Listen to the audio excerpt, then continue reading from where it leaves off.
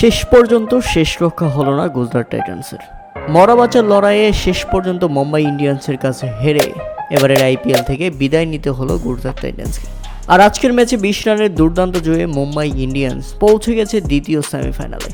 হ্যাঁ দর্শক, এদিন প্রথমে ব্যাটিং করতে নেমে নির্ধারিত 20 ওভারে 5 উইকেট হারিয়ে 228 রানের বিশাল লক্ষ্য দাঁড় করায় মুম্বাই ইন্ডিয়ান্স।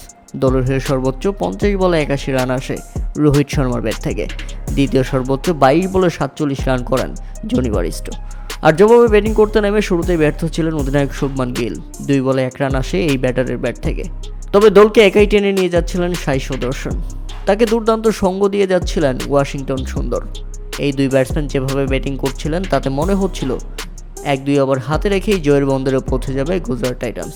কিন্তু না, শেষ দিকে নিয়ন্ত্রিত বোলিং, বিশেষ করে জাসপ্রীত বুমরাহ তুলে নিলেন ওয়াশিংটন সুন্দরের উইকেট। 24 বলে 48 রান আসে এই ব্যাটসম্যানের ব্যাট থেকে, আর সেখানেই খেই হারিয়ে ফেলে গুজরাট টাইটান্স। এরপর নিজের উইকেটটা ধরে রাখতে পারেনি সাই সুদর্শন। 49 বলে 80 রান আসে এই ব্যাটারের ব্যাট থেকে। সাই সুদর্শন ফিরলে যেন রীতিমতো ম্যাচ থেকে ছিটকে পড়ে যায় গুজরাট টাইটান্স। জয়ের জন্য গুজরাটের শেষ 12 বলে প্রয়োজন ছিল 36 রান। তবে 19তম ওভারের প্রথম বলে নিজের উইকেটটা বিলিয়ে দিলেন শেরফান রাদারফোর্ড। এরপর শেষ 6 বলের প্রয়োজন ছিল 24 রান। সেখানেও সুবিধা করতে পারেনি গুজরাট টাইটান্স, নিতে পারেনি, চেজ করতে পারেনি, ফিনিশ করতে পারেনি।